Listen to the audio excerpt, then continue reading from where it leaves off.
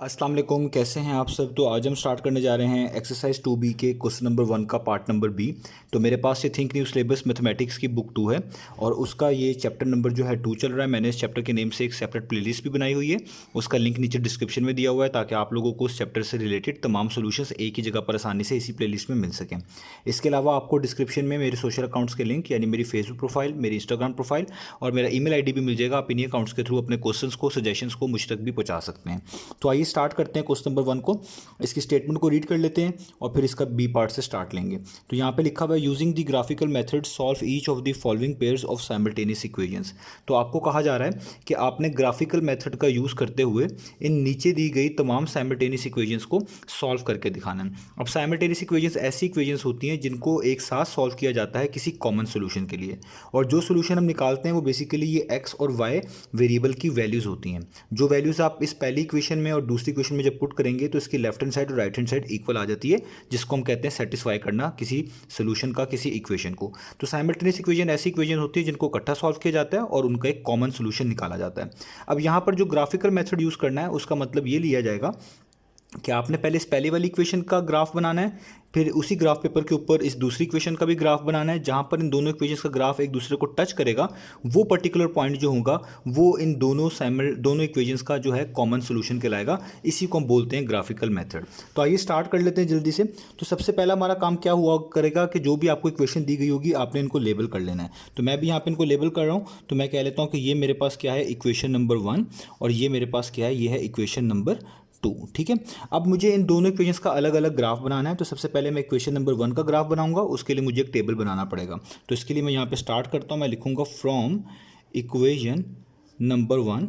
Equation number 1 आगे मैं लिख भी देता हूँ इक्वेशन को, वो क्या है, वो है x minus y is equal to -3। अब मैंने यहाँ पर एक टेबल बनाना है। टेबल क्या होगा, यहाँ पर मैं इस तरीके से एक लाइन लगाऊंगा, इस तरीके से एक लाइन लगाऊंगा, इधर लिख लूँगा x और इधर लिख लूँगा y। यानी ऊपर तमाम x की वैल्यूज़ आएंगी, नीचे तमाम y की वैल्यूज़ आएंगी, और कम से कम मुझे 3 वैल्यूज़ तो चाहिए होंगी, तो इसलिए मैंने इस तरीके से लाइन्स लगा ली। अब आपने अपनी मर्जी से इस इक्वेशन में x की जगह पर वैल्यूज़ पुट करना शुरू करनी है। ये आपकी अपनी चॉइस है, आप जो सी मर्जी वैल्यू पुट कर सकते हैं। बस ऐसी वैल्यूज़ पुट करिएगा जिनको बाद में जब आप प्लॉट कर रहे हो चीज़ों को ग्राफ पर तो आपके लिए आसानी रहे। तो मैं स्टार्ट करता हूँ पहले x इज इक्वल टू 0 से। तो मैं यहाँ पे लिखूंगा पुट x इक्वल टू 0। अब देखिए मैंने x को जब 0 के इक्वल पुट करना है तो क्या करना है, इस इक्वेशन में जहाँ पर x लिखा हुआ है वहाँ पे 0 पुट कर देना। आगे माइनस वैसे ही, y वैसे का वैसे ही, और यहाँ पर -3 भी वैसे का वैसे ही। अब 0 माइनस वाई माइनस वाई होता है, इक्वल टू -3 वैसे का वैसे ही, माइनस माइनस से कट जाएगा तो y की वैल्यू क्या आ गई आपके पास, खाली 3 आ गई। इसका मतलब जब आपने x की वैल्यू 0 पुट करी तो y का आंसर 3 मिला। तो आप यहाँ पर लिख देंगे जब x की वैल्यू 0 पुट करी तो y का आंसर क्या मिला, वो मिला 3। ठीक है। अब आगे इसी तरीके से कोई और वैल्यू पुट करते हैं। लेट से मैं x की वैल्यू जो है ना 1 पुट करता हूँ। तो मैं लिखता हूँ put x is equal to 1। तो इसी इक्वेशन में जहाँ पर x लिखा हुआ है मैं 1 पुट कर दूंगा। तो देखें ये x लिखा हुआ है तो मैं यहाँ पे लिख दूंगा 1 minus y is equal to ये -3 वैसे का वैसे ही। अब इसको फर्दर सॉल्व करूंगा तो यहाँ पे आप कह लें एक तरह का ये 1 प्लस ये यहाँ पे +1 है, इसको इक्वेशन के दूसरे मूव करूंगा तो ये -1 हो जाएगा। आप यूँ भी कह सकते हैं कि 1 बेसिकली ऐड हो रहा था यहाँ पर इस नेगेटिव y में, तो जो चीज़ ऐड हो रही है उसको इक्वेशन के दूसरे मूव करते हैं तो सब्ट्रैक्ट हो जाती है। तो यहाँ पे जस्ट ये -y वैसे का वैसे ही रह जाएगा, ये -3 भी वैसे का वैसे, ये +1 यहाँ के क्या हो जाएगा -1। अब माइनस माइनस प्लस होता है यानी प्लस करना है, 3 + 1 होता है 4, साइन बड़ी वैल्यू का यानी 3 का, उसके पीछे माइनस है तो माइनस, यहाँ पे भी माइनस है पहले से ही, तो माइनस माइनस से कट गया तो y की वैल्यू क्या आ गई आपके पास, वो आ गई 4। तो इससे पता चला कि जब आप x की जगह पे 1 पुट करेंगे तो आपको y का आंसर 4 मिलेगा। यहाँ पे मैंने देखने टेबल में भी साथ साथ लिख दिया। अब एक वैल्यू और पुट कर लेता हूँ। तो एक पॉजिटिव वैल्यू पुट करी, एक नेगेटिव भी पुट करके देख लेता हूँ। तो यहीं पर लिख देता हूँ कि put x is equal to -1। आपकी अपनी चॉइस है, आप जो सी मर्जी वैल्यूज पुट कर सकते हैं। तो यहाँ पर अब इस x की जगह पर -1 पुट करता हूँ। तो देखिए -1 माइनस वैसे ही, y वैसे ही, और यहाँ पर -3 भी वैसे का वैसे ही। अब ये -1 है ना, तो एक तरह का इस -1 को आप इक्वेशन के दूसरे मूव करेंगे तो ये +1 हो जाएगा। यानी यहाँ पे ये -1 माइनस वाई वैसे ही रहेगा, यहाँ पे भी ये -3 वैसे ही रहेगा, और ये -1 वहाँ जाके क्या हो जाएगा +1। इसको फर्दर सॉल्व कर लेते हैं। तो आपको पता है प्लस माइनस माइनस होता है यानी माइनस करना है, 3 में से 1 माइनस करेंगे 2, साइन बड़ी वैल्यू का यानी 3 का, उसके पीछे माइनस है तो माइनस, माइनस माइनस से कट जाएगा तो y की वैल्यू कितनी आ गई 2। इसका मतलब जब आप -1 पुट करेंगे तो y की वैल्यू कितनी मिलेगी 2। अब इससे आपको ना पॉइंट्स मिलेंगे। अब हमने वो पॉइंट्स कैसे बनाने हैं ये भी आपने देख लेना है जब आप ये सारा काम कर लेंगे। तो ये देखिए, ये जो x की वैल्यू 0 थी ना और y की वैल्यू 3 थी, ये आपका a पॉइंट हो जाएगा। आप कोई भी नाम दे सकते हैं, मैं a दे रहा हूँ। जैसे जब x की वैल्यू 0 है तो y की वैल्यू कितनी आई थी 3, ये आपका a पॉइंट हो गया। इसी तरीके से आप कह सकते हैं एक आपका b पॉइंट होगा, वो अगला वाला, जब x की वैल्यू क्या है 1 तो y की वैल्यू क्या है 4, ये आपको सारी चीज़ें पता है। इसके अलावा एक तीसरा पॉइंट बनाएंगे, वो होगा c पॉइंट, जब x की वैल्यू थी -1 और y की वैल्यू थी 2, तो ये आपका c पॉइंट हो गया। ठीक है, अब ये हमने कर लिया इस पहली इक्वेशन के लिए, जो भी हमें चीज़ें चाहिए थी वो सारी हमने फॉलो कर ली। अब इसी तरीके से हमने दूसरी इक्वेशन के लिए भी करना है, तो हम यहाँ पे लिखेंगे फ्रॉम इक्वेशन नंबर 2, ये मेरी इक्वेशन नंबर 2 है, और ये भी साथ लिख लेता हूँ यहाँ पर, वो है x minus 2y is equal to -1। ठीक है, ये मेरे पास जो है ना बेसिकली इक्वेशन नंबर 2 मैंने लिख ली। अब मैंने इसके साथ भी आप कह लें टेबल वाली वैल्यू सारी यहाँ पर अटैच करनी है। तो यहाँ पर मैं पहले एक टेबल छोटा सा बना लूँ, ये इस तरह की मैंने लाइन लगाई, यहाँ पर x, यहाँ पर y, ठीक है, इधर भी एक लाइन लगा लेता हूँ, इधर भी एक लाइन लगा लेता हूँ। ठीक है, अब मैंने इस इक्वेशन में x की जगह पर डिफरेंट वैल्यूज पुट करनी है, तो आपकी चॉइस है, आप जिस तरह मर्जी पुट कर सकते हैं कोई भी वैल्यू। मैं यही इसी जिस तरह यहाँ पे की है वैसे ही यहाँ पर भी कर रहा हूँ। तो हम सबसे पहले x की जगह पर 0 पुट करेंगे, तो हम यहाँ पे लिखेंगे put x is equal to 0। तो देखिए इस इक्वेशन में जहाँ पे x लिखा है वहाँ पे लिख दूंगा 0, आगे -2y वैसे का वैसे ही, और इक्वल टू -1 वैसे का वैसे ही। 0 - 2y ही होता है, ठीक है, और इक्वल टू यहाँ पर -1 वैसे का वैसे ही।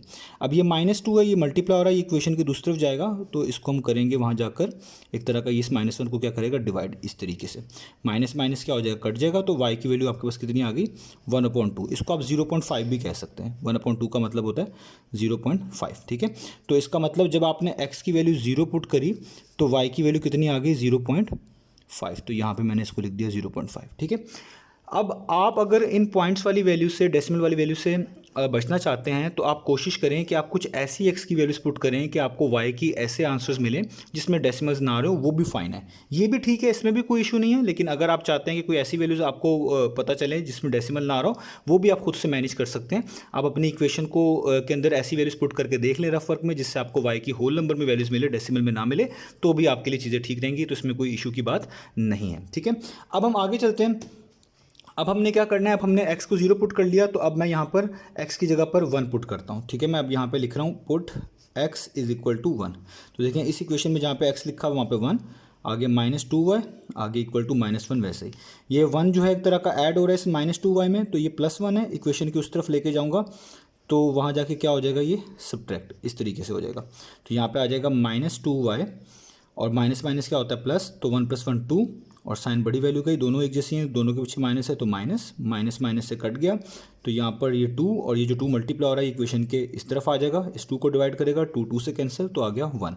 यानी जब आपने x की वैल्यू 1 पुट करी तो y की भी वैल्यू कितनी मिली 1। तो आप यहाँ पे लिख देंगे 1, और यहाँ पे भी लिख देंगे आप 1, इस तरीके से। ये आपका एक तरह का दूसरा पॉइंट हो गया। 2 पॉइंट भी काफ़ी हैं अगेन, लेकिन आप 3 वैल्यूज़ लिख लेंगे तो ज़्यादा रीजनेबल हो जाएगा, वरना 2 पॉइंट्स भी लाइन बनाने के लिए काफ़ी होते हैं। अब तीसरा पॉइंट है, हम यहाँ पर पुट कर लेते हैं। तो यहाँ पर मैं पॉइंट ले लेता हूँ put x is equal to, हम यहाँ पर कर लेते हैं लेट से -1, सॉरी -1 ही ले लेते हैं, -2 भी ले सकते हैं, कोई इशू नहीं है। अब यहाँ पे x की जगह पे आप -1 पुट करें, ये माइनस वैसे ही, 2 वैसे ही, y वैसे ही, इक्वल टू -1। अब ये -1 है, इक्वेशन की उस तरफ लेके जाएंगे तो ये वहाँ जाके +1 हो जाएगा, कुछ इस तरीके से, जैसे ये हो गया। अब यहाँ पे -2y आ जाएगा, प्लस माइनस माइनस होता है, 1 - 1 हो जाएगा 0। ये -2 यहाँ पे मल्टीप्लाई हो रहा है, ये इक्वेशन की उस तरफ जाएगा तो 0 को जाके डिवाइड करेगा, यानी इसके नीचे लिखा जाएगा -2। तो -2 0 डिवाइडेड बाई -2 क्या होता है, वो होता है बेसिकली आपके पास 0। ठीक है, तो यहाँ पर हम इसको कर लेते हैं 0। ठीक है, तो इसका मतलब जब आपने -1 पुट किया आपको आंसर क्या मिला 0। ये हमारा टेबल भी हो गया कंप्लीट। अब इन पॉइंट्स को लिख लेते हैं। तो ये इधर ABC पॉइंट हो चुके हैं, इनका नाम कुछ और देना पड़ेगा। यहाँ पे लिख लेंगे एक D पॉइंट। D पॉइंट में ये पहला वाला पॉइंट शुरू करते हैं जिसमें x की वैल्यू जब 0 थी तो y की वैल्यू कितनी आई 0.5।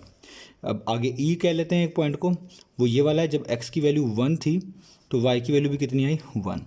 आगे F पॉइंट कह लेते हैं, F पॉइंट है जब x की वैल्यू -1 थी, y की वैल्यू कितनी आई 0। ठीक है, तो ये सारा मैंने आपके सामने जो है ना पॉइंट्स यहाँ पर रख दिए हैं, लिख दिए हैं। ठीक है, अब इन पॉइंट्स की मदद से हमने ग्राफ बनाना है। याद रखें ये टेबल की वैल्यूज़ आप सबकी अलग अलग हो सकती हैं, डिपेंड करेगा कि आपने x और x की वैल्यूज़ क्या ली हैं।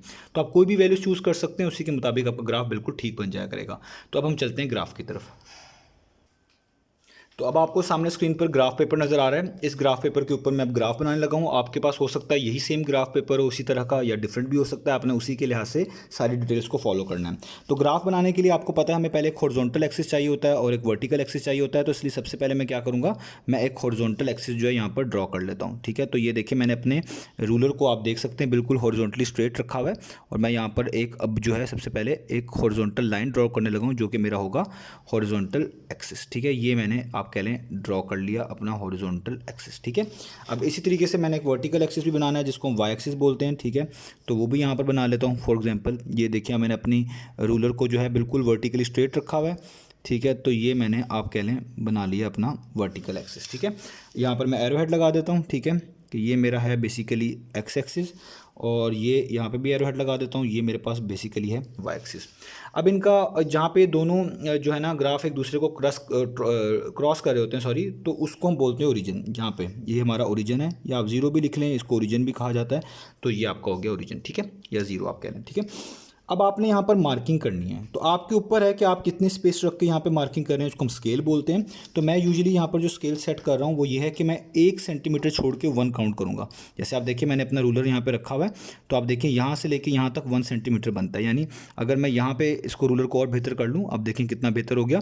तो ये मेरा 1 सेंटीमीटर यहाँ पर कंप्लीट होता है जहाँ पर मैंने निशान लगाया है। अगला 1 सेंटीमीटर ज़ाहिर बात है 2 पे कंप्लीट होगा, उससे अगला यहाँ 3 पे कंप्लीट होगा, उससे अगला यहाँ 4 पे कंप्लीट होगा, उससे अगला यहाँ 5 पे कंप्लीट होगा। ठीक है, इसी तरीके से आप यहाँ पे भी कर सकते हैं। जैसे अगर आप देखें यहाँ पर, तो ये ऑलमोस्ट ये देखें ये 0 से लेके 1 तक ये मेरा 1 सेंटीमीटर यहाँ पे कंप्लीट हो रहा है। ठीक है, यहाँ पर तो आप वैसे भी देखें तो ये पूरा एक बिग बॉक्स जो है ना, ये मेरा 1 सेंटीमीटर को रिप्रेजेंट कर रहा है, क्योंकि अगर मैं एक बिग बॉक्स छोड़ता हूँ तो बेसिकली मेरा 1 सेंटीमीटर पूरा हो जाता है। तो मुझे रूलर की ज़रूरत नहीं है। अब मैं डायरेक्ट ही लगा सकता हूँ कि मेरा नेक्स्ट बिग बॉक्स यहाँ पे पूरा हुआ, तो ये मेरा नेक्स्ट 1 सेंटीमीटर है। मेरा नेक्स्ट बिग बॉक्स यहाँ पे पूरा हुआ, ये मेरा नेक्स्ट 1 सेंटीमीटर है। मेरा नेक्स्ट बिग बॉक्स यहाँ पे पूरा हुआ, ये नेक्स्ट 1 सेंटीमीटर।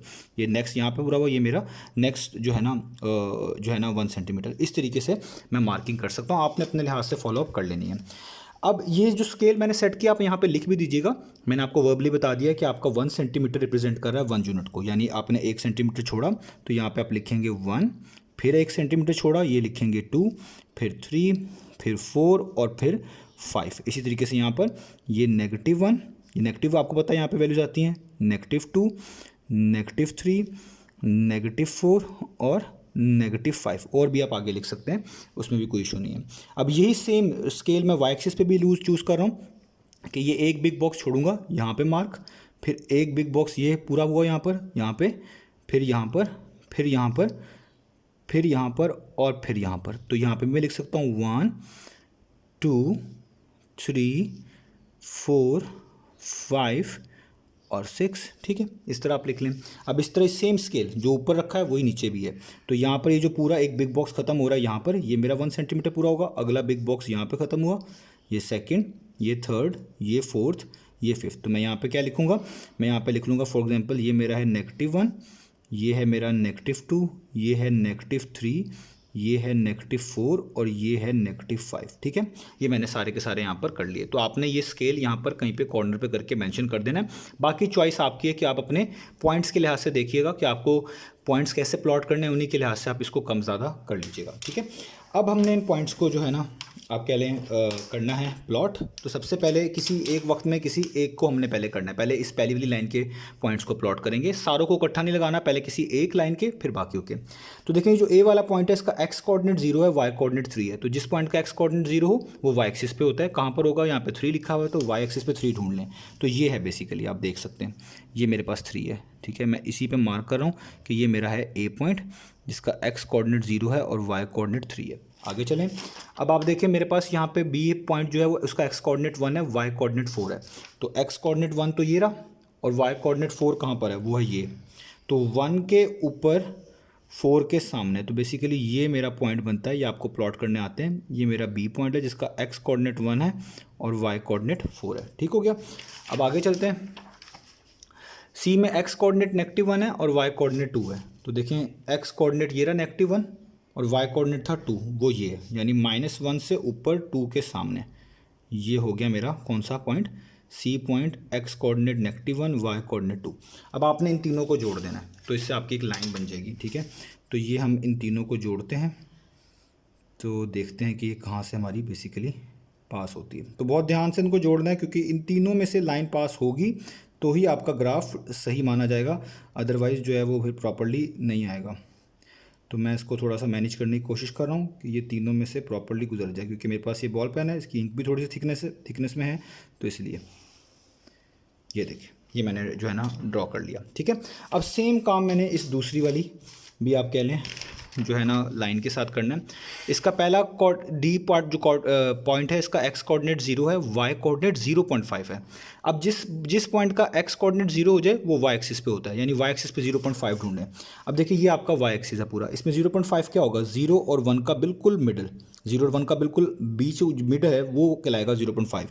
तो आप देखें ये इसका जो है ना ऑलमोस्ट जो मिड बनता है ना वो यहाँ पर बनता है, यहाँ पे जहाँ पे मार्क कर रहा हूँ। ये आपको शायद इतना अच्छा कैमरे में नज़र ना आ रहा हो, लेकिन अगर आप इनको बॉक्सेस को काउंट करेंगे तो इन बॉक्सेस का बिल्कुल मिड पार्ट यहाँ पे बनता है, 0 और 1 के बिल्कुल यहाँ पे सेंटर में इसका मिड बन रहा है। आप बॉक्सेस को भी छोटों को काउंट कर लीजिएगा, टोटल कितने हैं उसका हाफ करेंगे तो यहाँ तक पूरे होते हैं। ठीक है, यानी ये आपका बेसिकली है डी पॉइंट, जिसको आप बोल रहे हैं, जिसका एक्स कोऑर्डिनेट 0 है और वाई कोऑर्डिनेट 0.5 है।